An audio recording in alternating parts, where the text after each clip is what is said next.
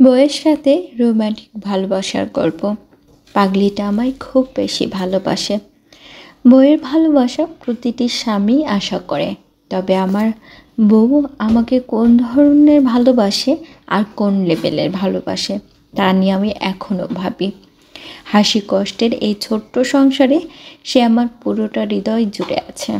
আজ তাই আমাদের স্বামী স্ত্রীর ভালোবাসার গল্পটা আপনাদের শোনাবো। চলেন দেখি পাগলি বউটা কী কাণ্ড করে আমার সাথে। দুষ্টু বউয়ের কাণ্ড। বউ বলছে, এ কি হলো, তোমাকে কখন উঠতে বলেছি, উঠছ না কেন? আমি তখন ঘুমের ভান করে বললাম, বউ বলল, কি হলো, উঠবা নাকি সব পানি তোমার উপর ঢেলে দেব? আমি বললাম, একটু পরে উঠছি প্লিজ। বউ বলল, চুপ করো। আমি তখন বললাম, ও মা গো, এটা তুমি কি করলে? বউ বলল, যা করেছি বেশ করেছি। আমি তখন বললাম, এই তোমার মাথায় কি প্রবলেম আছে? বউ বলল, না তো। আমি তখন বললাম, যাও বলছে আমার সামনে থেকে, আর আসবা না। বউ বলল, তোমার অফিসে যাওয়ার সময় হয়ে গেছে। আমি একটু রেগে বলছি, যাইতে বলছি না তোমাকে? কিছু না বলে চুপচাপ চলে গেল। পানি দিয়ে সত্যি আমাকে চুবাইছে, তাই রাগটা কন্ট্রোল করতে পারিনি। এখন নিজেরই খারাপ লাগছে। এইভাবে কথা বলাটা একদম ঠিক হয়নি। যাই গিয়ে দেখি বউটা কী করছে। বিছানা ছেড়ে উঠলাম, চুপি চুপি রান্নাঘরে উকি দিলাম। দেখি মায়ের সাথে রান্না করছে। এই সেরেছে, মা আছে, এখন কি করি? তাই বাথরুমে চলে গেলাম। ফ্রেশ হয়ে টেবিলে এসে দেখি খাবার আগে থেকে দিয়ে রেখেছে, তাই গিয়ে খেতে বসলাম। মা আছে, তবুর দিকে একবার তাকালাম। ওর চোখের ভাষা বলছে, আজ হবে তোমার চান্দু। তাই আর না তাকিয়ে খাওয়াতে মন দিলাম।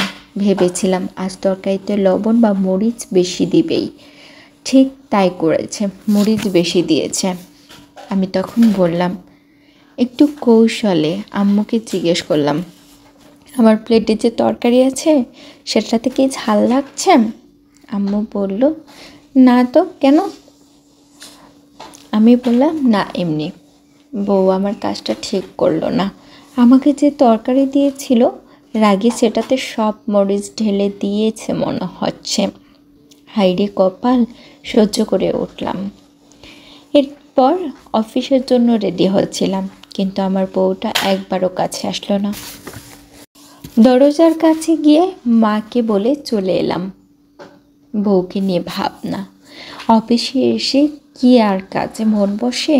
পাগলিটাকে খুব মনে পড়ছে। একবার ফোন দিল না, প্রতিদিন কতবার ফোন দেয়। আহারে, একটু রাগ বেশি মনে হচ্ছে। এইসব ভাবছি। তারপর হঠাৎ পাগলিটার ফোন আসলো। ফোনটা রিসিভ করলাম। বউ বলল, মা কথা বলবে, বলেই ফোনটা মাকে দিয়ে দিল। মা বলল, হ্যালো বাবা শোন। আমি বললাম, হ্যাঁ মা বলো। মা তখন বলল, আমি আর তোর বাবা তোর বোনের বাসায় যাচ্ছি, ওদের বাড়ি থেকে বারবার ফোন করছে। আমি তখন বললাম, আচ্ছা যাও, আর ভালোভাবে যেও। মা বলল, তুই তাড়াতাড়ি বাসায় চলে আসিস কেমন? বৌমা একা বেশিক্ষণ থাকতে পারবে না। আমি তখন বললাম, ওকে।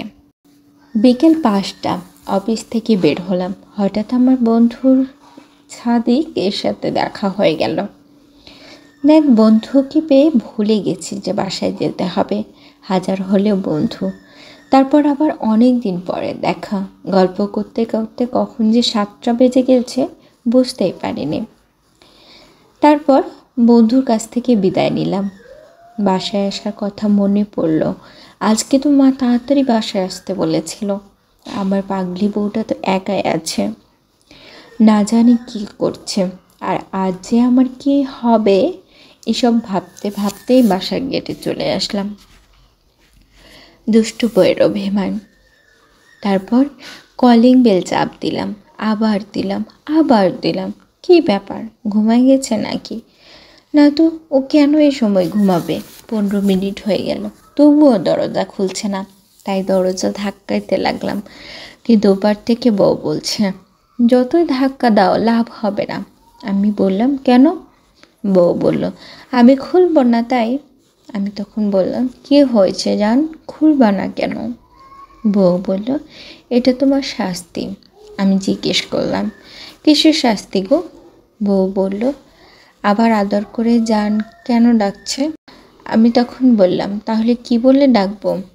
বউ বলল যতই ভালোবাসা দেখাও না কেন লাভ হবে না, আমি খুলব না। আমি তখন বললাম জান প্লিজ খুলে দাও। আমি বললাম সকালে কই বকা দিলাম? বউ বলল ভাবছিলাম খুলব, কিন্তু মিথ্যা বলার জন্য আর খুলবই না। আমি তখন বললাম না শোনো, অমন বলে না, খুলে দাও, আর কখনো বকা দেব না, প্রমিস। বউ বলল না পারবো না। কি করি এখন? হঠাৎ মাথায় একটা আইডিয়া এলো, দেখি এটাতে কাজ হয় কিনা। আমি তখন বললাম তুমি থাকো, আমি চলে যাচ্ছি, যতদিন বাবা মা আসবে না আমিও আসবো না। বউ বলল যাও, ধরে রেখেছি নাকি? আমি বললাম ওকে, বলে কিছুক্ষণ দাঁড়িয়ে থাকলাম। দেখলাম ও দরজা খুলেছে, আমাকে দেখেই জড়িয়ে ধরলো আর বলল আমাকে একা রেখে কোথায় যাবে তুমি? আমি তখন বললাম কোথাও না। বউ বলল কি বললা তুমি? আমি তখন বললাম না এমনি, মানে এই রাতে আবার কোথায় যাব, দরজা খুলছিলে না তাই এমনটা বললাম। বউ সাথে সাথে রাগে মুখটা লাল করে ফেলল, তারপরে একটা কিস করে চলে গেল। আসলে মেয়েদের যে কী দিয়ে বানাইছে কি জানি, কখন তাদের কি হয় বলাই যায় না।